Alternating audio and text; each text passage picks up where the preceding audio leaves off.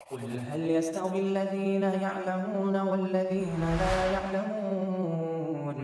إنما يتذكر أولو الألباب أشهد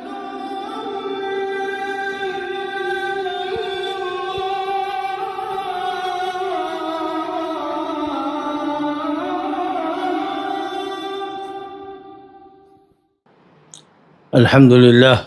والصلاة والسلام علی رسول اللہ وعلی آلہ واصحابہ ومن تبعہ بإحسان إلی یوم الدین اما بعد فعن عائشة رضی اللہ عنہا فی قصة صلاة رسول اللہ صلی اللہ علیہ وسلم بالناس وهو مريض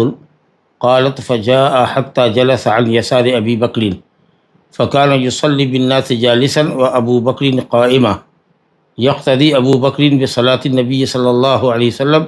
ویقتدی الناس بصلاۃ ابی بکر متفق علیہ۔ اس حدیث کا عنوان یہ ہے کہ اگر امام بیٹھ کر نماز پڑھے یا پڑھائے تو کیا مقتدی حضرات بیٹھ جائیں یا جتنے غیر معذور ہیں وہ سب کے سب کھڑے ہو جائیں؟ جن کے پاس عذر ہے وہ تو خیر بیٹھ کے ہی نماز پڑھیں گے، لیکن جن کے پاس عذر نہیں ہے وہ سب کھڑے رہیں یا امام جالس کی اقتداء بیٹھ کر کریں۔ اس سلسلے میں یہ حدیث ہے،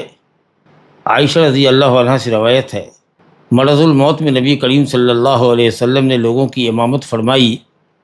اس سے متعلق ایک واقعے کے اندر، ایک قصے کے اندر حضرت عائشہ بیان کرتی ہیں کہ آپ صلی اللہ علیہ وسلم مسجد میں تشریف لائے، یہاں تک کہ ابو بکر کے بائیں جانب بیٹھے۔ ابو بکر رضی اللہ عنہ امامت فرما رہے تھے، نبی صلی اللہ علیہ وسلم آ کر ابو بکر کے بائیں جانب بیٹھے، اور یہاں سے آپ صلی اللہ علیہ وسلم بیٹھ کر لوگوں کو نماز پڑھانے لگے، یعنی امام آپ بن گئے، امامت کی کمان اب آپ نے سنبھالی۔ آپ بیٹھے ہوئے تھے صلی اللہ علیہ وسلم، اور ابو بکر رضی اللہ عنہ کھڑے رہے۔ ابو بکر رضی اللہ عنہ نبی صلی اللہ علیہ وسلم کی نماز کی اقتداء کر رہے تھے، اور لوگ ابو بکر کی نماز کی اقتداء کر رہے تھے، یعنی جب نبی صلی اللہ علیہ وسلم تکبیر کہتے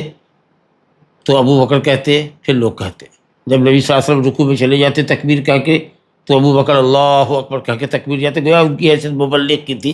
تکبیر لوگوں کو سنا رہے تھے، کیونکہ نبی صلی اللہ علیہ وسلم بیمار تھے، آواز کمزور تھی آپ کی۔ تو نماز شروع کی گئی تھی ابو بکر صدیق رضی اللہ عنہ کی امامت میں۔ پھر پہلی ہی رکعت میں جیسے انہوں نے نیت باندھی تھی کہ نبی صلی اللہ علیہ وسلم تشریف لے آئے، اور جائے امامت جو ہوتی ہے، امام کے جو امام ہوتا ہے وہ بائیں طرف بیٹھتا ہے، اور جو ایک مقتدی ہوتا ہے وہ امام کے دائیں طرف ہوتا ہے۔ تو جائے امامت پر آپ بیٹھے اور آپ نے وہاں سے امامت شروع کی تھی۔ ابو بکر صدیق اقتداء کرنے لگے نبی صلی اللہ علیہ وسلم کی، اور لوگ اقتداء کر رہے تھے ابو بکر صدیق رضی اللہ عنہ کی۔ اس حدیث سے معلوم یہ ہوا کہ اگر امام بیٹھ کر نماز پڑھے یا بیٹھ کر نماز پڑھانا چاہے تو وہ امامت کر سکتا ہے ان لوگوں کی جو قیام پر قادر ہے۔ امام بیٹھا ہو اور مقتدی حضرات کھڑے رہے، مسئلہ سے اختلافی ہے آئے گا، مطلب یہ کہ وہ امام جو قیام کرنے سے عاجز ہے وہ بیٹھ کر نماز پڑھا سکتا ہے۔ امام بیٹھا ہوا ہو یا بیٹھ کر نماز پڑھائے، اس لیے کہ وہ قیام پر قادر نہیں ہے۔ البتہ اس معاملے کو تنگ سے تنگ کرنے کے لیے حنابلہ نے کہا کہ یہ اس امام کے لیے ہے جو مسجد کا باقاعدہ متعین امام ہو، جس کو لوگوں نے متعین کیا ہو، مسجد کی کمیٹی نے متعین کیا ہو، یا حکومت وقت نے، جہاں اسلامی نظام چلتا ہے، جہاں دینی امور کے لیے منسٹری ہے، جہاں سے اماموں کی تعین ہوتی ہے۔ تو اگر اس طرح کا متعین امام ہے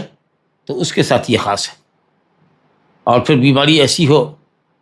جو سریع الزوال ہے، دائمی مرض نہیں ہے، عارضی بیماری ہے، ایک دو دن ایسا چلے گا، پھر امام ہمارا جو متعین امام ہے، مقرر امام ہے، وہ ٹھیک ہو جائے گا، تو وہ اگر بیٹھ کر نماز پڑھاتا ہے تو اس کے لیے جائز ہے، اور دوسرے کے لیے نہیں۔ لیکن دوسرے لوگوں نے یہ کہا کہ حکم عام ہے، امام مقرر ہو کہ غیر مقرر ہو۔ مثلا امام مقرر اگر مسجد میں ہم ہے اور کوئی شخص آیا جس کو ہم اپنے سے افضل سمجھتے ہیں، اور ہم نے ان سے کہا کہ آپ امامت فرما دیجیے، تو انہوں نے کہا کہ بھائی میں تو کھڑا نہیں ہوتا ہوں، میں تو بیٹھ کے نماز پڑھتا ہوں،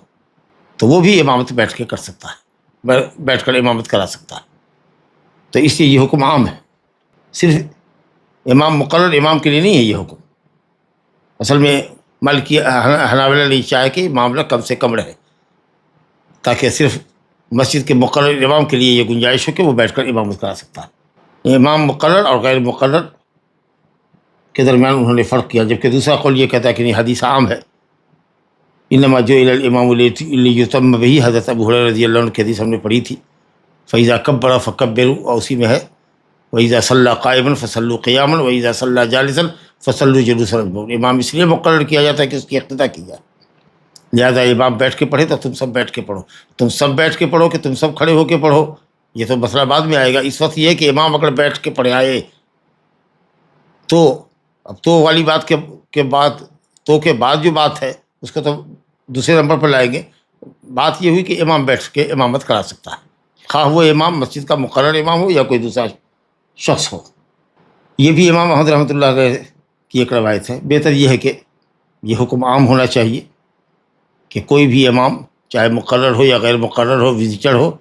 اگر وہ امامت بیٹھ کے کرانا چاہتا ہے تو وہ بیٹھ کر امامت کرا سکتا ہے۔ اب مسئلہ یہاں سے ہے کہ اب امام قائد ہے، جالس ہے، بیٹھ کر امامت کرا رہا ہے، مقتدی حضرات کیا کریں؟ وہ بیٹھ جائے سب کے سب یا سب کے سب کھڑے ہوں؟ اگر عذر نہیں ہے بیٹھنے کا تو سب قیامت کرے۔ تو اس سلسلے میں کئی اقوال ہیں۔ امام مالک رحمۃ اللہ علیہ بیٹھ کر امامت کرنے کو جائز کہیں نہیں قرار دیتے، نہ مقرر امام کے لیے نہ غیر مقرر کے لیے، کسی کے لیے بھی نہیں، کہا کہ یہ امامت بیٹھ کر کرنا نبی صلی اللہ علیہ وسلم کے خصائص میں سے تھا۔ لا الہ الا اللہ۔ اب آپ صلی اللہ علیہ وسلم کے بعد کوئی شخص اگر معذور ہے، کھڑا نہیں ہو سکتا ہے، تو مقتدیوں کی امامت نہ کرائے، دوسرے کو موقع دے دے، دوسرے کو آگے بڑھا دے، لیکن کوئی بھی بیٹھ کر کے امامت نہیں کرا سکتا ہے۔ اور اگر بیٹھنے والے امام کے پیچھے لوگوں نے نماز پڑھ لی، خواہ کھڑے ہو کر ہی کیوں نہیں پڑھی، تو ان کی نماز صحیح نہیں ہوگی۔ یہ امام مالک رحمۃ اللہ علیہ کا قول ہے۔ گویا کہ بیٹھ کر امامت کرنا نبی صلی اللہ علیہ وسلم کے خصائص میں سے تھا، اور دلیل انہوں نے پکڑی ہے دار قطنی اور بیہقی کے سنن میں حدیث ہے عامر شعبی سے، جو تابعی ہے، کہتے ہیں نبی صلی اللہ علیہ وسلم روایت کرتے ہیں کہ آپ نے فرمایا لا یؤمن احد بعدی جالسا، لا یؤمن احد بعدی جالسا، ہرگز تم میں کا کوئی میرے بعد بیٹھ کر امامت نہیں کرے گا، یا ہرگز تم میں کا کوئی میرے بعد بیٹھ کر امامت نہ کرائے۔ آپ نے سختی سے منع فرمایا، مگر یہ حدیث صحیح نہیں، کیونکہ شعبی تابعی ہے اور روایت کرتے ہیں نبی صلی اللہ علیہ وسلم سے۔ تابعی کی روایت جو صحابی کا شاگرد ہو، اس کی روایت ڈائریکٹ نبی صلی اللہ علیہ وسلم سے ہو تو مرسل کہلاتی ہے، اور مرسل ضعیف کے حکم میں ہے۔ عام طریقے سے مرسل کا پر حکم لگتا ہے کہ وہ ضعیف ہے۔ دوسری وجہ اس میں یہ ہے کہ اس حدیث کو شعبی سے روایت کرنے والی جابر الجعفی ہے، جو متروک الحدیث راوی ہے، اس لیے یہ قول بالکل قابل اعتبار نہیں ہے جو امام مالک نے فرمایا کہ نبی صلی اللہ علیہ وسلم کے بعد کسی کے لیے امامت بیٹھ کر جائز نہیں۔ جمہور فقہا، جس میں حنفیہ، شافعیہ، حنابلہ ہے، وہ کہتے ہیں کہ امامت بیٹھ کر کرائی جا سکتی ہے۔ اب ان کے آپس میں اختلاف ہے، چنانچہ حنفیہ اور شافعیہ کہتے ہیں کہ اگر امام کے پاس عذر ہے، اگر وہ بیٹھ کر امامت کرا رہا ہے تو مقتدی جو حضرات کھڑے ہونے پر قادر ہیں ان کے لیے کھڑے ہونا ہی لازم ہے کہ وہ کھڑے ہو کر نماز پڑھیں، قیام کریں، رکوع جیسے پراپر کرتے ہیں کھڑے امام کے پیچھے، قائم امام کے پیچھے اسی طریقے سے رکوع کریں، سجدہ کریں جیسے کرتے ہیں۔ امام بیٹھے اگر معذور ہے تو، لیکن مقتدی تمام حضرات کھڑے ہو کر نماز پڑھیں گے۔ اور انہوں نے اسی حدیث سے دلیل پکڑا کہ دیکھیے نبی صلی اللہ علیہ وسلم جب تشریف لائے تو آپ جائے امامت پر بیٹھائے گئے، ابو بکر صدیق کے بائیں طرف بیٹھے، وہ جائے امامت ہے، کیونکہ جب دو آدمی ہوتا ہے ایک صف میں تو امام کدھر ہوتا ہے؟ بائیں طرف، مقتدی دائیں ہوتا ہے۔ اور دوسرے کی حدیث میں آپ نے دیکھا کہ حضرت عائشہ کہتی ہے کہ ابو بکر صدیق رضی اللہ عنہ نبی صلی اللہ علیہ وسلم کی نماز کی اقتداء کر رہے تھے، فالو کر رہے تھے نبی صلی اللہ علیہ وسلم کو۔ تو جب نبی صلی اللہ علیہ وسلم آئے اور نماز شروع کی تو گویا کہ وہاں سے آپ امام بن گئے، کیونکہ ابو بکر نبی صلی اللہ علیہ وسلم کی نماز کی اقتداء کر رہے ہیں اور لوگ ابو بکر کی اقتداء کر رہے ہیں۔ اور مسلم میں روایت ہے کہ کان النبی صلی اللہ علیہ وسلم یصلی بالناس و ابو بکر یسمعهم التکبیر، نبی صلی اللہ علیہ وسلم نماز پڑھا رہے ہیں لوگوں کو اور ابو بکر صرف تکبیر بآواز بلند کہہ کے لوگوں کو سنا رہے ہیں تاکہ اقتداء ہو جائے۔ تو یہ حضرات کہتے ہیں حنفیہ اور شافعیہ کہ امام قائد کے پیچھے لوگ کھڑے ہو کر نماز پڑھیں گے، اور یہ کہ یہ واقعہ مرض الموت کا ہے، جو زندگی کا آخری فعل ہے، لہذا وہ حدیث ہے جو ہم نے ابو ہریرہ سے پڑھی ہے، اور اب حضرت عائشہ رضی اللہ عنہ کی روایت بھی آ رہی ہے کہ نبی کریم صلی اللہ علیہ وسلم جب گھر میں بیمار پڑے اور لوگ آئے آپ کی عیادت کے لیے اور آپ بیٹھ کر نماز پڑھ رہے تھے تو لوگ کھڑے نماز پڑھنے لگے، تو آپ نے اشارہ کیا اجلسو کے بیٹھ جاؤ، اور پھر آپ نے اس کے بعد فرمایا کہ امام اس لیے مقرر کیا جاتا ہے کہ اس کی اقتداء کی جائے، لہذا جب وہ بیٹھ کر امامت کرے تو تمام لوگوں کو بیٹھ جانا چاہیے، سب بیٹھو، بیٹھ جانا نہیں چاہیے، سب بیٹھو، اذا صلی جالسا فصلوا قعودا یا جلوسا اجمعین، سب کے سب بیٹھ کر نماز پڑھو، حکم ہے۔ اور ابو ہریرہ رضی اللہ عنہ کی روایت پڑھا تھا انما جعل الامام لیتم بہ، ابو داؤد کے حوالے سے، تو کہتے ہیں کہ یہ حدیث منسوخ ہے، جو امام جالس کے پیچھے بیٹھنے کا جو حکم فرمایا جا رہا ہے وہ حدیث منسوخ ہے۔ ناسخ کون ہے؟ یہ حدیث جو حضرت عائشہ کی یہاں ہے کہ ابو بکر صدیق رضی اللہ عنہ اقتداء کر رہے ہیں محمد صلی اللہ علیہ وسلم کی، جو کہ جالس ہے، ابو بکر کھڑے ہیں، اور پوری ملت جو وہاں نماز میں شامل ہے صحابہ کرام وہ سب کے سب کھڑی نماز پڑھ رہے ہیں۔ تو یہ شافعیہ اور حنفیہ کی دلیل۔ دوسرا قول جو حنابلہ کا ہے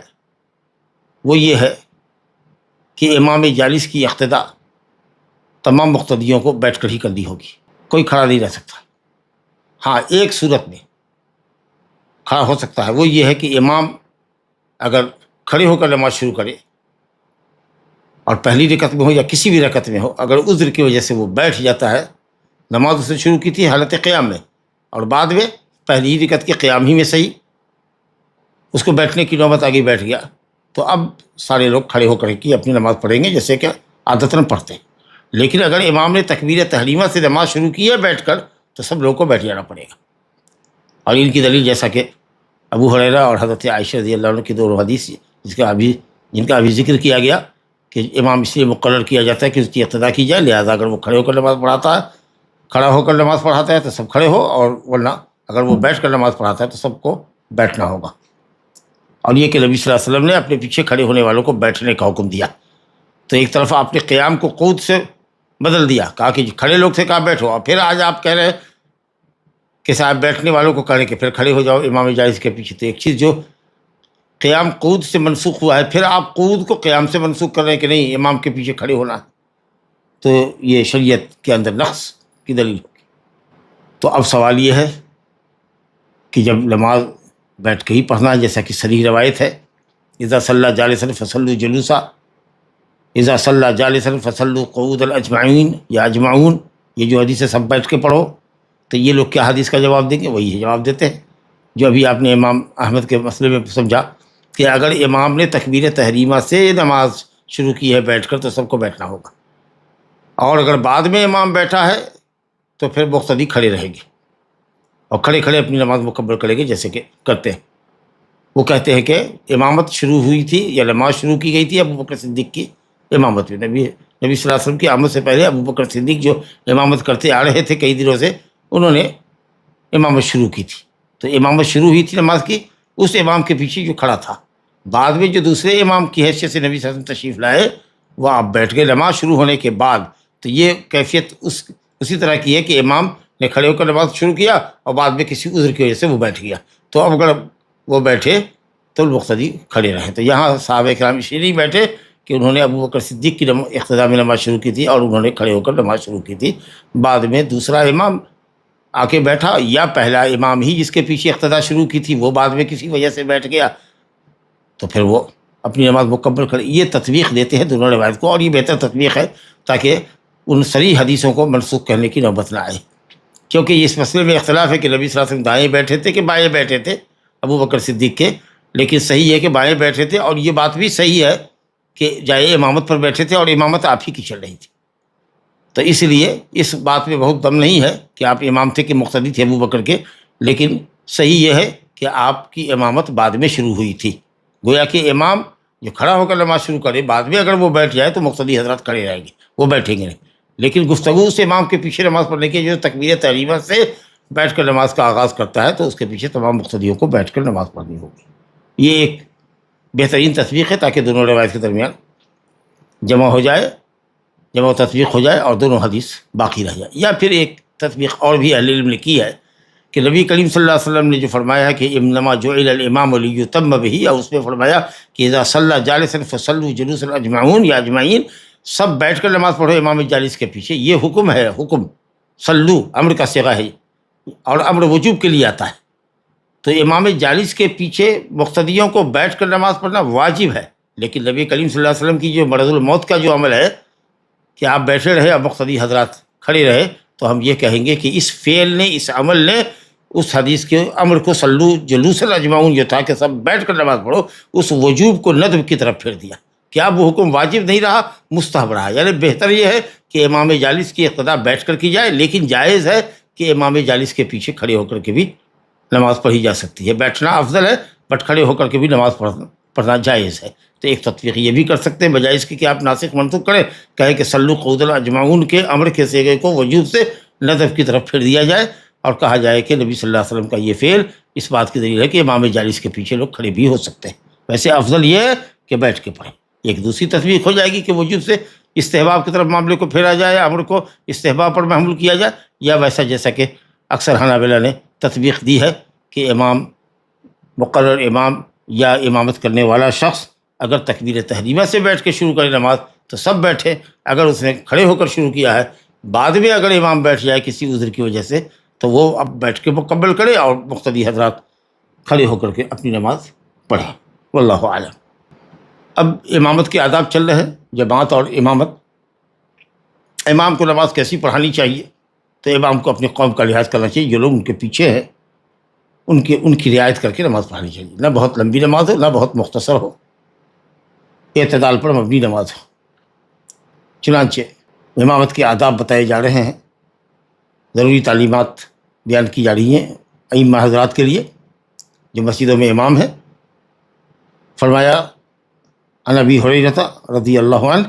ان نبی صلی اللہ علیہ وسلم قال اذا اما احدکم الناس فلیخفف فإن فيهم الصغير والكبير والضعيف وذا الحاجة فإذا صلى وحده فليصلي كيف شاء متفق علیہ. یہ حدیث مختلف طرق سے آئی ہے، تھوڑے الفاظ میں اختلاف ہے. کہیں پر فإن فيهم الصغير والكبير والضعيف والمريض بھی ہے الگ سے. ابو ہریرہ رضی اللہ عنہ فرماتے ہیں کہ بے شک نبی صلی اللہ علیہ وسلم نے فرمایا جب تم میں کا کوئی لوگوں کی امامت کرے فلیخفف، تو وہ ہلکی نماز پڑھائے، کیونکہ ان میں نمازیوں میں لوگوں میں صغیر بھی ہے، کم سن بچہ، والکبیر اور بڑی عمر کے لوگ بھی ہیں، والضعیف اور کمزور لوگ بھی ہیں. کمزور سے مراد یا تو بیمار، یا اگر بعض روایت میں جیسے ضعیف کے علاوہ بیمار کا بھی لفظ آیا ہے تو ضعیف سے مراد کمزور، چاہے وہ دبلا پتلا ہونے کی وجہ سے کمزور ہو، یا بیماری کی وجہ سے کمزور ہو، یا چھوٹے عمر کی وجہ سے کمزور ہو، یا بہت زیادہ لمبی عمر ہونے کی وجہ سے کمزور ہو، جو بھی کمزوری کا سبب. وذا الحاجہ اور حاجت مند لوگ جو ہیں، کہیں ان کو جانا ہے یا ممکن ہے کہ پیشاب کا کھانا زیادہ دیر تک نہیں روک سکتے ہیں، کوئی ایسی بات ہو سکتی ہے. بہت سے حاجت مند ہوتے ہیں، کسی کو ٹرین پکڑنی ہے، کسی کو کہیں اور جانا ہے، کسی کو کہیں اور جانا ہے. تو ان چیزوں کا لحاظ کرو، کیونکہ لوگوں میں مقتدیوں میں صغیر، کبیر، ضعیف، مریض، حاجت مند سب ہوتے ہیں. البتہ تم میں کا جب کوئی شخص اکیلے طرح نماز پڑھے تو جیسے چاہے نماز پڑھے، اس کا اختیار ہے. امر اباحت کے لیے ہے، فلیصلی، یہ امر جو ہے مباح کے لیے، اس کو اختیار ہے کہ وہ جیسے چاہے نماز پڑھے. لمبی پڑھے تو بھی درست، چھوٹی پڑھے، مختصر پڑھے تو بھی درست، اس کی اپنی مرضی. لیکن اب اتنی لمبی بھی نہ پڑھے کہ وقت نماز چلا جائے. اگر کسی وجہ سے تنہا پڑھ رہا ہے، جماعت چھوٹ گئی ہے، یا بیماری کی وجہ سے نہیں جا سکا، یا بھول گیا تھا اور دیکھا کہ صاحب اب مسجد میں جماعت ختم ہو گئی ہوگی تو اس نے نماز شروع کی، تو اب لمبی کا مطلب جیسی چاہے کا مطلب یہ نہیں ہے کہ اتنی لمبی پڑھے کہ اس کا وقت فوت ہو جائے. بس سب سے اچھی بات یہ ہے کہ نبی صلی اللہ علیہ وسلم کے نماز کے پیروی کرے کہ نبی صلی اللہ علیہ وسلم کون سی نماز میں کس طرح کی قرات کرتے تھے اور کتنی دیر تک تکبیر رکوع میں رہا کرتے تھے، کیسی نماز آپ کی ہوتی تھی. خفیف ترین نماز پڑھتے تھے اور اکمل نماز پڑھتے تھے. ہلکی نماز ہو کر کے بھی مکمل ترین نماز آپ کی ہوتی تھی. لا الہ الا اللہ. تو ہلکا کرے کا مطلب قرات لمبی نہ کرے، ہلکی کرے کہ لوگوں میں اکتاہٹ پیدا نہ ہو. رکوع بہت لمبا نہ کرے، سجدہ لمبا نہ کرے. اسی طرح سے قولی سنت، فعلی سنت ہے، تحیات وغیرہ کے اندر بہت لمبی تمام دعاؤں کے پڑھنے کا اہتمام نہ کرے. اور مختصر کا یہ بھی مطلب نہیں کہ نماز میں نقص اور خلل واقع ہو جائے. جی اس قدر اسراع ہو، اس قدر جلدی ہو امام کے رکوع میں جھکنے اور اٹھنے میں اور سجدے میں جھکنے اور اٹھنے میں، کہ جو لوگ کبیر السن ہے، جو آرام سے جاتے ہیں، ان کو جانے میں اور اٹھنے میں تاخیر ہوتی ہے۔ معلوم ہوا کہ جب تک وہ سجدے میں گیا امام صاحب ایک سجدہ سے دوسرے سجدے کے لیے اٹھ گئے، بیٹھ گئے، سجدے سے بیٹھ گئے کہ دوسرے سجدے میں جائے گے۔ امام رکوع میں گیا اور ایک دو مرتبہ یا تین مرتبہ سبحان ربی العظیم پڑھا، اور اس کے بعد ایک یا دو مرتبہ پڑھ کر کے اٹھ گیا۔ معلوم ہوا کہ لوگ ابھی سجدے میں جا ہی رہے، امام صاحب رکوع سے فارغ ہو گئے، تو اب لوگوں کی تو رکعت ختم ہو جائے گی۔ تو اس لیے اعتدال کے ساتھ لوگ کہتے ہیں کہ کم سے کم 5 مرتبہ کہے، 7 مرتبہ کہے، یا ظہر ہے، عشاء ہے، فجر ہے، تو اس طریقے سے 10 مرتبہ سبحان ربی العظیم پڑھے، تو انشاءاللہ تعالیٰ اعتدال کی نماز ہوگی۔ لا الہ الا اللہ۔ معلوم ہوا کہ امام کو چاہیے کہ نماز ہلکی پڑھائے اور معذورین کا خاص لحاظ کرے، تاکہ جو لوگ ان کے پیچھے نماز پڑھ رہے ہیں وہ جو جسمانی ساخت کے اعتبار سے کمزور ہیں یا بیمار ہیں یا صاحب حاجت ہے، وہ مشقت سے دوچار نہ ہوں یا اکتاہٹ کے شکار نہ ہوں۔ ہلکی نماز پڑھنے کا ایک بڑا فائدہ یہ ہوگا کہ مقتدیوں کے ساتھ امام کی طرف سے رفق بھی ہو، نرمی بھی ہوگی۔ دوسری ہے کہ لوگوں کو نماز کا شوق بڑھے گا۔ تیسری ہے کہ لوگ نماز با جماعت سے پیچھے نہیں رہیں گے، گھبرائیں گے نہیں کہ بھئی یہ امام بہت لمبی نماز پڑھاتا ہے، بھائی اس کی قیادت بہت بھاری ہے، بہت اکساہٹ پیدا ہو جاتی ہے۔ تو اس طریقے سے نماز اگر ہلکی ہوگی انشاءاللہ تو جماعت سے نماز پڑھنے کی لوگ کوشش کریں گے، اور نماز با جماعت پر مواظبت اور دوام اور ہمیشگی برتنے کی کوشش کریں گے۔ اب جیسا کہ میں نے کہا کہ کس قدر ہلکی ہونی چاہیے، اس کا کوئی ضابطہ متعین نہیں ہے، وہ امام اور مقتدیوں کے اوپر ہے۔ حاجت مندوں کا خیال کرے، کس طرح کے لوگ ہیں، ہر طرح کے لوگ ہوتے ہیں مسجد کے اندر، لیکن ہاں اگر کسی ایک خاص کالونی کی مسجد ہے، اس میں ہم نماز پڑھاتے ہیں اور ہمارے پیچھے نماز پڑھنے والے افراد بھی گنتی کے ہیں اور کاؤنٹڈ لوگ ہیں، متعین لوگ ہیں کہ بھئی یہ سب آتے ہیں، اور ان کی خواہش ہے کہ بھئی امام صاحب اچھی قیادت کر رہے ہیں تو لمبی قیادت کریں انشاءاللہ تعالیٰ۔ اگر 25 آیت 30 آیت پڑھتے ہیں سری نمازیں، جیسا کہ نبی صلی اللہ علیہ وسلم ظہر میں پڑھتے تھے 30 آیت کی مقدار قیام فرماتے تھے تب جا کے، یا اسی طریقے سے عشاء میں آپ وسعت مفصل سے پڑھتے تھے، سورہ نبا سے لے کر کے سورہ والضحیٰ کے بیچ کی صورتیں پڑھتے تھے، اور فجر میں آپ والے مفصل سے پڑھتے تھے۔ تو بہرحال اگر لوگ ہیں اور سب کالونی کے لوگ امام مسجد کو کہتے ہیں کہ ماشاءاللہ ہم لوگ 20-25 آدمی رہتے ہیں، آپ اطمینان سے نماز پڑھائیں، تو کوئی معاملہ نہیں ہے۔ لیکن عام مساجد کے اندر ہر طرف سے لوگ آتے ہیں، اس لیے امام کو چاہیے کہ لحاظ کریں۔ اس کا کوئی متعین ضابطہ نہیں ہے کہ ہم یہ کہیں کہ آپ 3 مرتبہ کیجیے سبحان ربی العظیم اور 5 مرتبہ کیجیے، بلکہ امام دانش مند ہو، اس کو سمجھنا چاہیے کہ اس کے پیچھے لوگ کس طرح کے ہیں۔ ایسا بھی نہ ہو کہ لوگوں کو اکتاہٹ ہو، اور اس قدر بھی ہلکی نماز نہ ہو کہ لوگوں میں لوگ اقتدا کریں، اس کے بعد تو ان کی رکعت فوت ہو جائے ان کے پیچھے۔ لا الہ الا اللہ۔ خود نبی کریم صلی اللہ علیہ وسلم کی روایت ہے کہ آپ ابو قتادہ انصاری کی، کہ آپ فرماتے تھے کہ میں نماز میں داخل ہوتا ہوں اور ارادہ کرتا ہوں کہ نماز میں قرأت لمبی کروں گا، لیکن جب بچوں کے رونے کی آواز سنتا ہوں تو نماز کو ہلکی کر دیتا ہوں تاکہ ان کی مائیں پریشان نہ ہوں۔ بچے کے رونے کی وجہ سے وہ پریشان ہو جائیں گی اور ان کا خشوع و خضوع کم ہو جائے گا یا ختم ہو جائے گا، تو اس لیے میں رعایت کرتا ہوں۔ تو امام کو چاہیے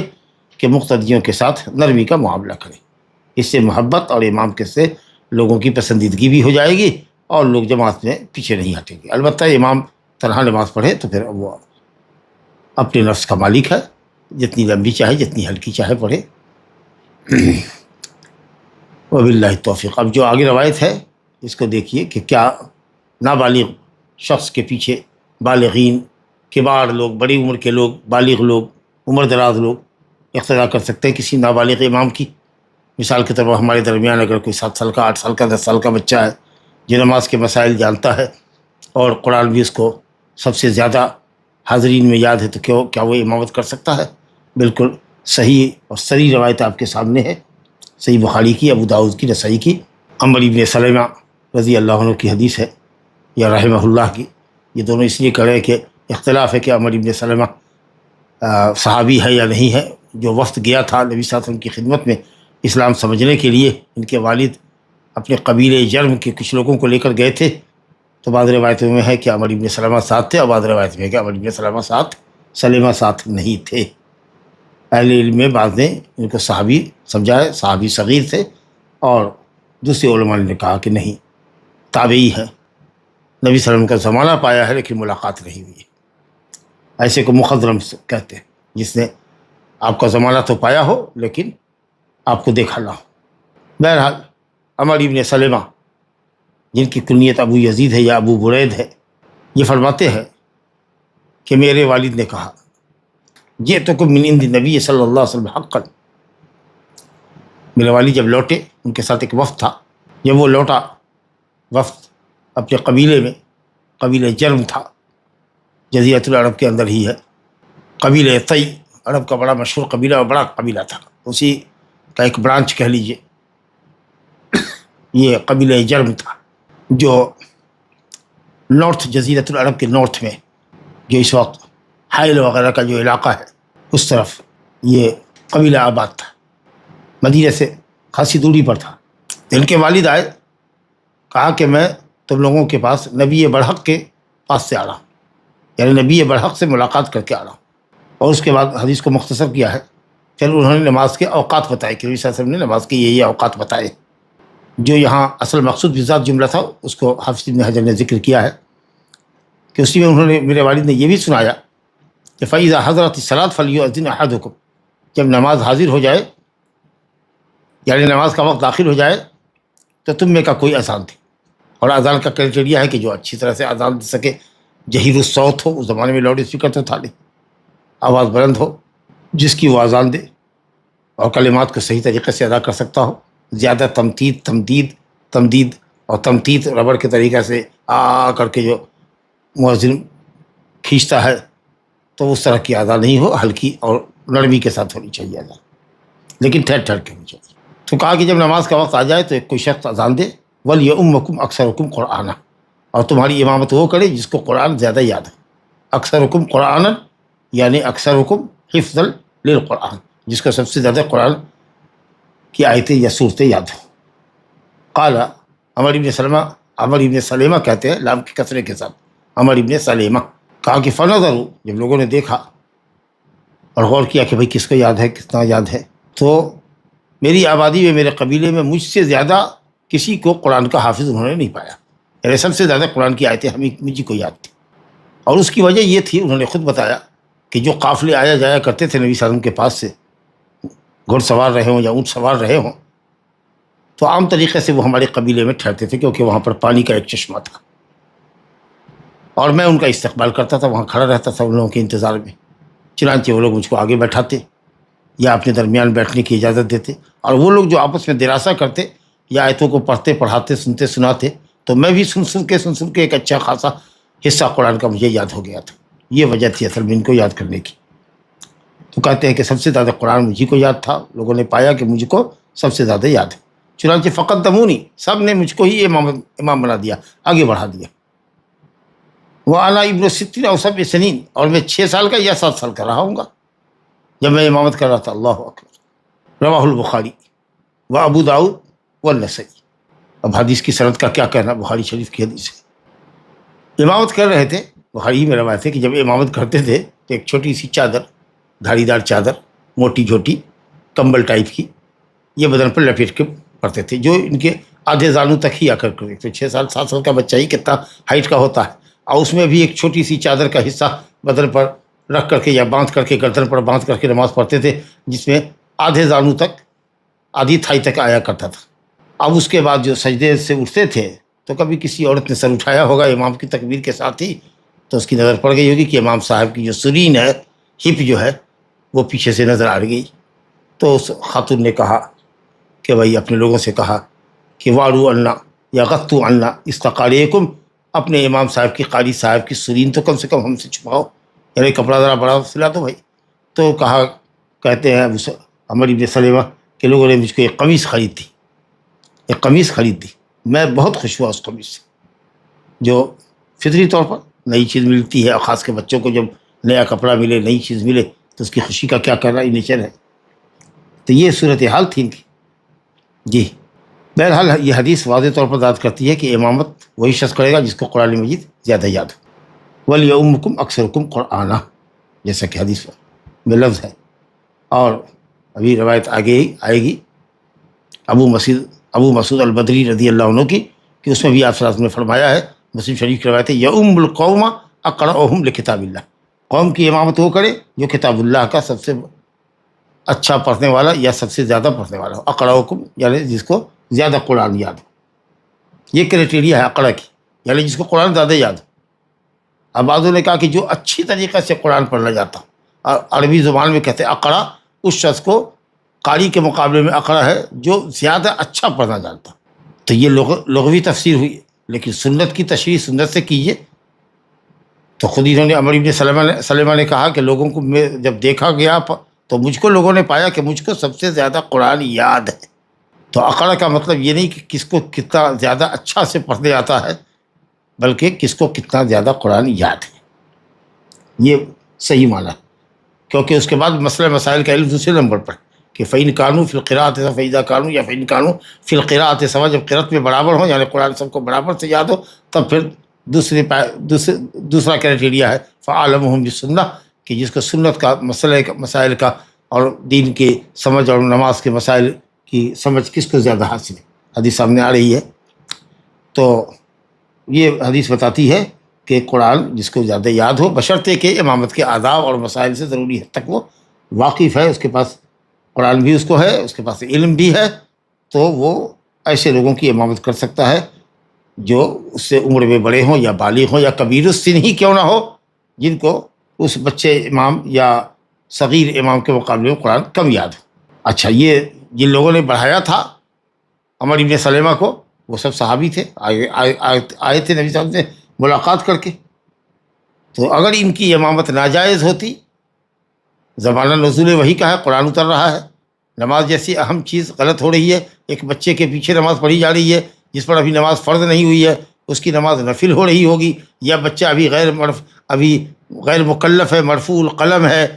جی اس کے پیچھے وہ لوگ نماز پڑھ رہے ہیں جو شریعت میں مکلف ہیں، فرض نماز ادا کر رہے ہیں، کیسے قرآن نہیں اترتا اور کہا جاتا کہ ایک جگہ امامت غلط ہو رہی ہے؟ لا الہ الا اللہ۔ تو اب اس حدیث سے پیچھا چھڑانے کے لیے لوگوں نے کہا کہ صاحب وہ امامت کرتے تھے عمر بن سلمہ، تو اس کی خبر نبی صلی اللہ علیہ وسلم کو نہیں ہوئی، یا ان کے حکم سے تو نہیں کیا، یا ایسا بھی نہیں کہ نبی صلی اللہ علیہ وسلم کو خبر معلوم ہوئی ہو ان کی امامت کی کہ 7 سالہ بچہ اپنی قوم کی امامت کر رہا ہے فرض و نفل میں، اور ہر بڑے مجمع میں اور چھوٹے مجمع میں جہاں بھی جا رہا ہے پوری قوم کی امامت کر رہا ہے، اور نبی صلی اللہ علیہ وسلم کو پتہ نہیں ہوا کہ آپ پتہ چلا ہو اور آپ نے خاموشی اختیار کی، تو نہ آپ نے متعین کیا تھا، نہ آپ کی سنت تقریری ہے۔ اس کا جواب سیدھا سا ہے کہ زمانہ نزول وحی کا ہے،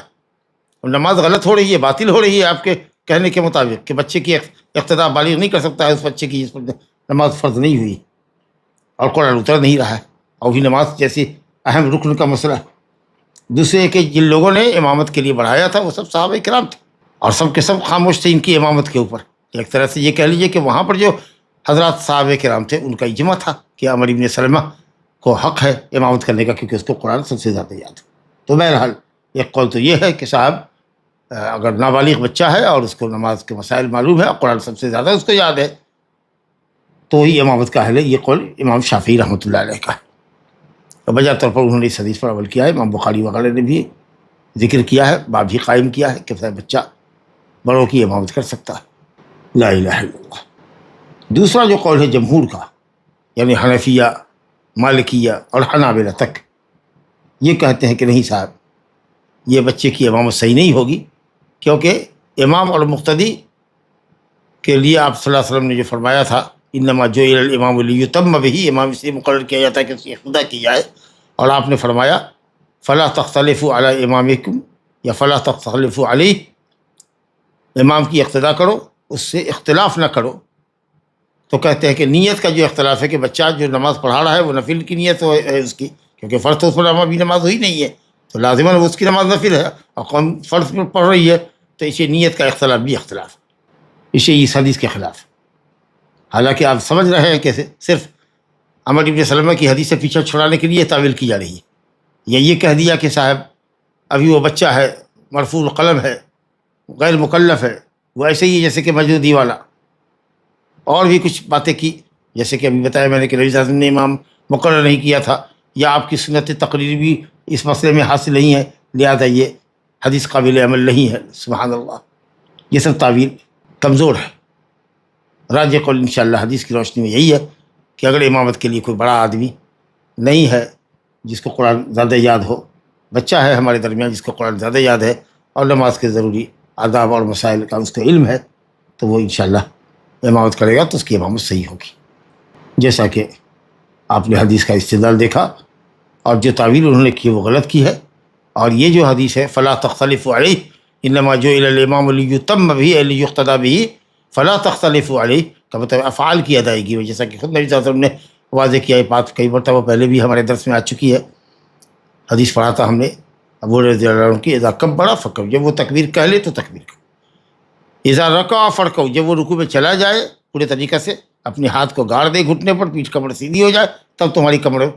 جھکنی چاہیے، تو رکوع میں جاؤ. جب وہ اٹھ جائے رکوع سے تب اٹھو، جب وہ سجدے میں سر کو ڈال دے زمین کے اوپر تب تمہاری کمر میں جھکاؤ آنا چاہیے. سب ہم پڑھ چکے ہیں. تو افعال کی ادائیگی میں امام کے ساتھ نہیں جانا، امام سے پہلے نہیں جانا، یا امام کے بعد بہت دیر کر کے نہیں جانا.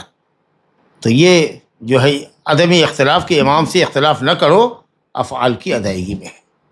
نہ کہ نیت کے مسئلے میں. اور جب فرض نماز کی امامت بچہ کر سکتا ہے اگر اس کرائٹیریا پر وہ پورا اتر رہا ہے جو امامت کا کرائٹیریا ہے، تو نفل میں اور تراویح وغیرہ میں تو بدرجہ اعلیٰ کر سکتا ہے. اب دیکھیے امامت کا حقدار کیا ہے، سلسلے وار ترتیب وار جی بیان فرمایا ہے شرائط کو. جس حدیث کا ابھی ذکر چل رہا تھا مسلم کے حوالے سے، عن ابی مسعود رضی اللہ عنہ، بدری صحابی ہے، قال قال رسول اللہ صلی اللہ علیہ وسلم یؤم القوم اقرأهم لکتاب اللہ فإن كانوا في القراءة سواء فأعلمهم بالسنة فإن كانوا في السنة سواء فأقدمهم هجرة فإن كانوا في الهجرة سواء فأقدمهم سلما وفي رواية سنا ولا يؤمن الرجل في سلطانه ولا يقعد في بيته على تكريمته إلا بإذنه رواه مسلم. یؤم القوم، قوم کی امامت کرے گا جو قوم میں سب سے زیادہ قرآن مجید کا قاری ہوگا، جس کو قرآن سب سے زیادہ یاد ہوگا. یؤم القوم جملہ تو خبریہ ہے لیکن حکم میں امر کے ہے، حکم میں خبر انشاء کے بارے، یعنی امامت کرے وہ جس کو قرآن سب سے زیادہ یاد ہو. اقرأہم یعنی جس کو قرآن سب سے زیادہ یاد ہو. لہذا اگر کسی کو مکمل قرآن یاد ہے تو وہ اس شخص پر مقدم ہے امامت کے سلسلے میں جس کو قرآن کا نصف حصہ یاد ہے. جیسے کہ عمر بن سلمہ کی روایت ابھی ہم نے پڑھی کہ وَلْيَؤُمُّكُمْ أَكْثَرُكُمْ قُرْآنًا، جس کو قرآن زیادہ یاد ہے. اسی کو یہاں کہا جا رہا ہے اقرأہم، جس کو قرآن زیادہ یاد ہے، نہ کہ احسنہم قراءۃ، نہ کہ اعلمہم بکتاب اللہ، جیسا کہ لوگ کہتے ہیں. یہ ٹھیک ہے کہ عہد نبوی کے اندر جو لوگ قرآن مجید کے جتنے زیادہ قاری ہوتے تھے، زیادہ جس کو جتنا قرآن زیادہ یاد ہوتا تھا اسی قدر ان کے پاس علم بھی زیادہ ہوتا تھا. یہ بات ٹھیک ہے، لیکن بعد کے ادوار میں یہ حالت نہیں رہی ہے. ضروری نہیں ہے کہ اللہ کی کتاب کو زیادہ پڑھنے والے کے پاس زیادہ علم ہو. تو ضروری حد تک اگر مسائل صلاۃ کا اس کو علم ہے تو حدیث کے ظاہر پر عمل کیجیے. اور جو پہلا کرائٹیریا ہے اگر اس کے اوپر کوئی غیر عالم، بڑا عالم نہیں ہے لیکن نماز کے آداب اور مسائل سے واقف ہے اور قرآن اس کو زیادہ یاد ہے، تو وہ اس مولوی کے اوپر امامت کے سلسلے میں مقدم ہے جس کو قرآن کم یاد ہے اس حافظ کے مقابلے. فرمایا گیا فَإِن كَانُوا فِي الْقِرَاءَةِ سَوَاءً، اگر سب قرأت میں برابر ہوں، یعنی سب کو کئی لوگ ہوں جن کو قرآن برابر سے یاد ہے، تب پھر دیکھو دوسرے نمبر پر فیصلہ ہوگا کیسے امامت کا حقدار کون ٹھہرے گا. یہ اسلام کی کے محاسن اور اس کی جامعیت کو دیکھیے کہ کس طریقے سے کرائٹیریا متعین کیا کہ کسی نہ کسی پوائنٹ پر آ کر کے ترجیح ہو کسی ایک شخص کو حاصل ہو ہی جائے گی. تو کہا گیا پھر دیکھو کہ سنت کا علم کس کو ہے، حدود الہی کا کس کو علم ہے، اوامر و نواہی کا کس کو علم ہے، مسائل صلاۃ کا کس کو علم ہے. فعالمہم بالسنہ کو دیکھو دوسرے نمبر پر. اگر قرأت میں سب برابر ہوں تو حفظ میں سب برابر ہے تو مسئلہ مسائل کا علم کس کو ہے، سنت کا علم کس کو ہے. چلو خیر سے ماشاءاللہ کئی لوگ ہیں وہ سب سنت کے علم میں بھی برابر ہیں. تو دیکھو کہ کس نے ہجرت کی ہے عہد نبوی میں. نبی صلی اللہ علیہ وسلم کے پاس مکہ سے یا دوسرے شہروں سے یا دیہاتوں سے کون مدینہ پہلے آیا ہے، کیونکہ جو پہلے آیا اس کو زیادہ علم حاصل ہوا نبی صلی اللہ علیہ وسلم کے پاس رہ کر کے. اور آپ کے بعد دیکھو کہ کسی ملک سے اگر کسی نے ہجرت کی ہے اعلاء کلمت اللہ کے لیے کہ وہاں اپنے وطن میں وہ دین پر عمل نہیں کر سکتا تھا، تو ہجرت میں کس نے سبقت کی ہے اس کو تقدم حاصل ہوگا. اگر ہجرت میں بھی کئی لوگ برابر ہیں، سب ماشاءاللہ ایک جگہ سے آئے ہیں، اپنی اپنی جگہوں سے آئے ہیں دارالاسلام میں، اور وہ سب اکٹھے ہیں یہاں پر، تو پھر دیکھنا ہوگا کہ صاحب پہلے کون آیا ہے. چلیے صاحب کئی لوگ اتفاق سے ماشاءاللہ 10 آدمی چلے تھے ایک ساتھ، اور سب کے سب حافظ بھی ہے اور سب کے سب عالم بھی ہیں، عالم بھی سننا بھی ہے اور برابر کا علم ہے، اور سب ایک ہی ساتھ شہر میں سے نکلے ہیں ہجرت کرنے کے لیے اور ایک ہی ساتھ کسی اسلامی ملک میں آ گئے ہیں. تو اب کیا کریں گے؟ کہا کہ سنن دیکھو اس میں عمر میں کوئی بڑا ہوگا، اسلام لانے میں کوئی بڑا ہوگا، سلمن اسلام لانے میں، سلمن اے اسلام، اسلام میں کس نے سبقت کی ہے، اور جو اسلام میں سبقت کرے گا وہ سن میں بھی بڑا ہوگا، یعنی اسلام لانے میں سن میں بڑا، یعنی پہلے کون مسلمان ہوا جی. کہ اس لیے دونوں روایت کے اندر تعارض نہیں سمجھیے گا کہ صاحب سن اور اسلام، جو پہلے مسلمان ہوا ہے وہ بعد میں عام مسلمان ہونے والے کے مقابلے میں اس کی عمر اسلام میں زیادہ لمبی. مان لیجیے کہ ایک شخص 20 سال کا ہے لیکن وہ اسلام لایا ہے 2 سال پہلے، اور کوئی آدمی 18 سال کا ہی ہے، 17 سال کا، اس سے عمر میں چھوٹا ہے لیکن وہ اسلام لایا ہے 5 سال پہلے، 10 سال پہلے، تو ظاہر ہے کہ اسلام میں اس کی عمر زیادہ ہے اپنے سے. ایکچوئل جو عمر ہے، پیدائش کی عمر، ڈیٹ آف برتھ کے حساب سے جو چھوٹا ہے وہ اسلام لانے میں مقدم ہے، تو اس لیے وہ مقدم ہوگا. تو سلمن اور سنن میں کوئی فرق نہیں ہے، دونوں ایک ہی طرح کی بات ہوئی کہ جو اسلام لانے میں جو جس کی عمر زیادہ ہے، جو پہلے مسلمان ہوا ہے اس کو. ولا یؤمن رجل رجلا، کوئی آدمی کسی کی امامت اس کی سلطنت میں نہ کرے. حاکم وقت ہے اسلامی سلطنت کا فرما روا ہے، وہ اپنی پوری سلطنت کے اندر امام اعظم کی اس کی حیثیت ہے، اس کی حیثیت امام اعظم کی، والی ہے، تو وہ اگر چاہتا ہے تو پھر وہ مستثنا ہے، وہ اس کی امامت ہوگی، الا یہ کہ وہ کسی کو حکم دے دے، ورنہ وہاں کا جو مقرر امام ہے اس کی امامت وہاں ختم ہو جائے گی، کیونکہ ولی اور حاکم آیا ہوا ہے. اور اگر آپ کی مسجد میں کوئی آ گیا جہاں آپ یا زید امر بکر کوئی خاص مخصوص امام وہاں مقرر ہے، تو کوئی بڑا سے بڑا عالم کیوں نہیں آیا، لیکن جو مسجد کا امام ہے وہ امامت کا اہل ہے، الا یہ کہ وہ کسی اور کو اجازت دے. اور اگر کوئی کسی کے گھر میں گیا ملنے کے لیے اور وہ کسی وجہ سے مسجد میں نہیں آ پا رہا ہے، وہاں امامت اپنی کر رہا ہے، خود نماز پڑھ رہا ہے یا اس کے بچے اس کے پیچھے رہتے ہیں، بیوی رہتی ہے، تو وہاں بھی وہ خود گھر کا جو مالک ہے وہ امامت کا حقدار ہے. تو فرمایا گیا کہ ولا یؤمن الرجل الرجل فی سلطانی، کوئی بھی آدمی کسی بھی آدمی کی امامت اس کی سلطنت میں کرے نہ کرے، چاہے سلطنت عامہ ہو، پورے ملک کی فرما روائی ہو، کہ مسجد کی امامت کی سلطنت اس کو حاصل ہو ذمہ داری، یا اپنے گھر کی سلطنت ہو اس کی، آپ اس کی اجازت کے بغیر نہیں کر سکتے، مگر اس حکم سے مستثنا وہ ہے جو والی اور گورنر ہوتا یا حاکم وقت ہو.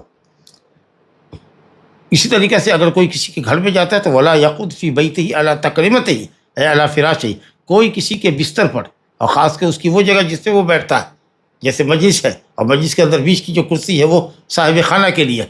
تو اس کرسی پر وہی بیٹھے گا، الا کہ وہ کسی کو اٹھا کر بیٹھائے. تو کہا کہ کوئی کسی کے بستر پر نہ بیٹھے الا باذنہ، مگر بستر والے کی اجازت سے. ماشاء اللہ. تو یہ تفصیل سے آپ نے حدیث پڑھ لی. لا الہ الا اللہ. اس کے بعد کس کی امامت جائز نہیں ہو سکتی ہے، ایک حدیث ہے انتہائی واہی تواہی روایت ہے، سند انتہائی کمزور ہے. کہتے ہیں ولی ابن ماجہ، امامت کون کرے، اسی سلسلے میں یہ حدیث لے کر آئے ہیں کہ ابن ماجہ میں، سنن ابن ماجہ میں حضرت جابر بن عبداللہ انصاری رضی اللہ عنہ کی حدیث ہے. اس کا ایک جملہ انہوں نے ذکر کیا ہے، شروع کا جملہ حذف کر کے صرف جو باب سے مطابقت رکھتا ہے اسی جملے کو ذکر کیا ہے. ولا تؤمن امرأۃ ولا تؤمن امرأۃ رجلا ولا اعرابی مہاجرا ولا فاجر مؤمنا واسنادہ واہن. انتہائی ختم روایت ہے، سند انتہائی ضعیف، کیونکہ عبداللہ بن محمد العدوی اس کی سند کے اندر، اور وہ متروک الحدیث ہے. بلکہ امام وکی ابن الجراح جو اسماء الرجال کے بڑے عالم تھے، انہوں نے کہا کہ حدیث گھڑا کرتا تھا یہ آدمی. لا الہ الا اللہ. بالکل انتہائی باطل روایت ہے. اور اس کے ساتھ اس کی سند میں ایک شخص اور بھی ہے، علی بن زید بن جدعان، وہ بھی ضعیف راوی. تو ایک رشد دو شد. ایک تو پہلے ہی جو آدمی ہے عبداللہ بن محمد عدوی، وہ متروک الحدیث وضاع حدیث میں سے ہے، اور دوسرے یہ کہ ایک شخص علی بن زید بن جدعان جس کا شیخ ہے وہ بھی ضعیف ہے. حدیث کیا کہتی ہے کہ کوئی عورت کسی مرد کی امامت نہ کرے. مسئلہ تو ٹھیک ہے، انشاءاللہ ام ورقہ کی روایت اسی باب میں آ رہی ہے کہ نبی صلی اللہ علیہ وسلم نے کہا تھا کہ وہ اپنے گھر والوں کی امامت کر سکتی ہیں. اب گھر والے سے کیا مراد ہے، مرد بھی اس میں داخل ہے یا صرف گھر کی عورتیں داخل ہے، مسئلہ آئے گا. لیکن راجح قول جمہور امت کا یہی ہے کہ عورت مرد کی امامت نہیں کرا سکتی، چاہے وہ حافظہ کیوں نہ ہو، مرد اس کا غیر حافظ کیوں نہ ہو. اگر ضرورت کے مطابق صورت اس کو یاد ہے تو امامت وہی کرے گا، اور نہیں تو پھر وہ اپنی نماز آپ پڑھے گا، عورت اپنی نماز آپ پڑھے گی. عورت کے لیے جماعت تو ہے بھی نہیں، لیکن عورت جماعت نہیں کرا سکتی، امامت نہیں کرا سکتی مرد کی. خود اس کا باپ بھائی، اس کا شوہر اس کے پیچھے نہیں ٹھہر سکتا. اقتدا نہیں کر سکتا. تو کہا کہ کوئی عورت کسی مرد کی امامت نہ کرے، ہرگز نہ کرے. مسئلہ تو صحیح ہے لیکن اس کی بنیاد اس حدیث پہ نہیں ہے بلکہ اور دوسری دلائل پر ہے. اور کہا گیا ولا اعرابی مہاجر، اعرابی دیہاتی بدوی جو دور دیہات کے اندر رہتا ہے، جس کے پاس علم اور بصیرت کم ہے، علم کی روشنی نہیں ہے، اوجٹ قسم کے لوگ ہوتے ہیں. الاعراب اشد کفرا ونفاقا واجدر اللہ یعلم حدود ما انزل اللہ علی رسولہ. کفر و نفاق میں سخت ہوتے ہیں اور اللہ کی نازل کردہ حدود کو، شریعت کو کا ان کے پاس علم نہیں ہوتا. تو اگر اس طرح کا امام ہو جس کو قرآن یاد نہ ہو، قرآن پڑھنا نہ آتا ہو، مسائل کا علم نہ ہو، تو لوگ اس کے پیچھے اقتدا کو پسند نہیں کریں گے اور لوگوں کے اندر اس امام کے تئیں نفرت پیدا ہو جائے گی اور اس طریقے سے معاملہ بگڑ جائے گا. تو یہ بات ٹھیک ہے، لیکن ماشاءاللہ اب ایسا کوئی بادیہ ہو، جنگلاتی علاقہ ہو، جنگلی علاقہ ہو، پہاڑ کے دامن میں کوئی قبیلہ آباد ہو، انتہائی علم سے، تہذیب و تمدن سے دور ہو تو اور بات ہے. ورنہ اب تو ماشاءاللہ دیہاتوں کے اندر بھی بڑے بڑے مدرسے پائے جاتے ہیں، بڑے بڑے علماء اور حفاظ پائے جاتے ہیں. تو خیر اس زمانے کا جو دیہات ہوا کرتا تھا بادیہ، اور آج کل کے بادیے میں فرق ہے. لیکن چلیے، تو کہا گیا کہ صاحب دیہاتی مہاجر کی جو دیہات چھوڑ کر کے ہجرت کر گیا ہے، شہر میں آ گیا ہے، کسی ملک میں آ گیا ہے یا مدینے میں آ گیا تھا، تو وہ دیہاتی اجڑ کم علم مہاجری کی امامت نہ کرے. جس کے پاس علم ہے اور ثقافت ہے، تہذیب ہے اور قرآن یاد ہے وغیرہ ذالک. اور فرمایا گیا ولا فاجر المؤمن، اور کوئی فاجر کسی مومن کی، فاجر و فاسق آدمی مومنوں کی امامت نہ کرے. گویا کہ امام بھی متقی پرہیزگار ہونا چاہیے. بات تو ٹھیک ہے کہ امام متقی پرہیزگار رکھا جائے، حکمران کی طرف سے یا کوئی منسٹری ہو جو امام متعین کرتی ہو تو دیکھ لے، منہ دیکھی نہ کرے، اپنائیت کا اظہار نہ کرے، معاملات کے اندر جو لائق ہو اسی کو امام مقرر کرے. اور جو اگر کمیٹی ہے مسجد کی، اسلامی حکومت نہیں ہے جیسے ہم لوگ ہندوستان میں ہیں، تو مسجد کی ایک کمیٹی ہوتی ہے، تو وہ بھی دیکھ کر کے کرے کہ جس کے پاس علم ہو اور دینداری ہو، ورع اور احتیاط اور تقویٰ ہو، اس شخص کو امامت میں لانا چاہیے. بات تو ٹھیک ہے، لیکن کیا فاسق شخص اگر خود نماز پڑھتا ہے، مثال کے طور پر ڈرمنڈا ہے، سگریٹ بیڑی پیتا ہے، ایسا شخص فسق و فجور کی صفت سے متصف ہے، فاسق سمجھ لیجیے اس کو فاسق، وہ آدمی امامت کر رہا ہے، قرآن یاد ہے اس کو. چلیے صاحب، تو کیا اس کی امامت صحیح ہوگی کہ وہ فاسق ہے اور اس کے پیچھے باقاعدہ ماشاءاللہ کچھ لوگ مومن ہیں، اچھے ہیں، دین اور تقویٰ ہے ان کے اندر؟ تو اہل علم کا اس سلسلے میں اختلاف ہے. جمہور اہل علم کہتے ہیں کہ نماز فاسق کے پیچھے صحیح ہو جائے گی، کیونکہ جو کرائٹیریا ہے امامت کا، یوم القوم اقرأ کتاب اللہ، جس کو قرآن سب سے زیادہ یاد ہے، اور وہ کرائٹیریا پر وہ شخص پورا اتر رہا ہے جو فاسق و فاجر ہے. اسی طریقے سے نبی صلی اللہ علیہ وسلم نے فرمایا کہ بعد میں ایسا دور آئے گا کہ ائمہ جور ہو جائیں گے تم پر مسلط، ظالم حکمراں ہوں گے، نماز کو ٹال کے پڑھیں گے، مردہ کر کے پڑھیں گے. کہا ابو ذر غفاری رضی اللہ عنہ یا رسول اللہ ایسے وقت میں کیا حکم دیتے؟ کہا اپنی نمازیں اپنے اول وقت میں پڑھ لینا، اور جب مسجدوں سے گزر ہو تو ان کے پیچھے بھی پڑھ لینا نفل کی نیت سے.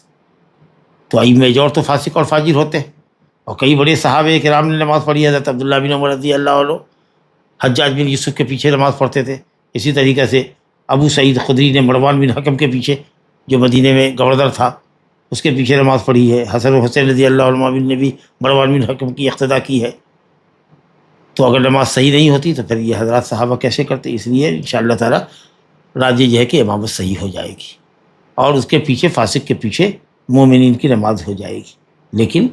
وہ جو مسئلہ ہے کہ صاحب امام اچھا ہونا چاہیے، وہ اپنی جگہ پر بہرحال ہے کہ جو لوگ مسئول ہے، ذمہ دار ہے امام مقرر کرنے کے، ان کو چاہیے کہ امامت کے لیے جو دین، علم اور ورع احتیاط میں افضل ہو اس کو چنے. اس اہم کام کے لیے منہ دیکھی نہ کرے، یا اقربا پروری نہ کرے، یا خاندان اور رشتہ داری اور برادری کو نہ دیکھے. انشاءاللہ مزید گفتگو آگے حدیث میں آئے گا، مزید گفتگو آئے گی انشاءاللہ. ھذا وباللہ توفیق، صلی اللہ وسلم وبارک علی نبینا محمد وعلی آلہ وصحبہ اجمعین. سجدہ تلاوت میں جانے کے لیے رفع الیدین کا کیا حکم ہے؟ نہیں ہے، رفع الیدین نہیں ہے، تکبیر کہہ کے جانا چاہیے،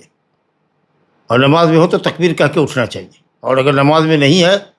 تو تکبیر کہہ کے جائے، اٹھنے میں تکبیر کہنے کی بھی ضرورت نہیں. بعض لوگوں نے جاتے ہوئے بھی تکبیر نہیں کہا ہے، کہا صرف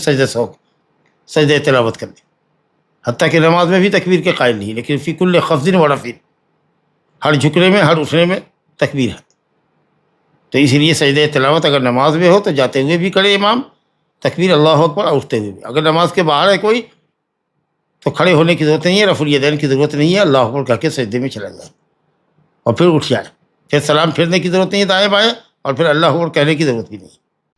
عورت تراویح گھر پر پڑھے یا مسجد جا کر پڑھے، اس کے لیے بہتر کیا ہے؟ جب گھر میں نماز افضل ہے تو ظاہر ہے کہ افضل ہے اس کے لیے، جتنا کچھ یاد ہو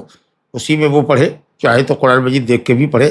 چاہے تو کسی نابالغ بچے کی امامت کے پیچھے بھی پڑھے، اور چاہے تو وہاں بھی جا کر کے پڑھ سکتی ہے انشاءاللہ۔ جو بھی کچھ قرآن سنے گی اس کو جو ثواب ملے گا وہ ملے گا انشاءاللہ۔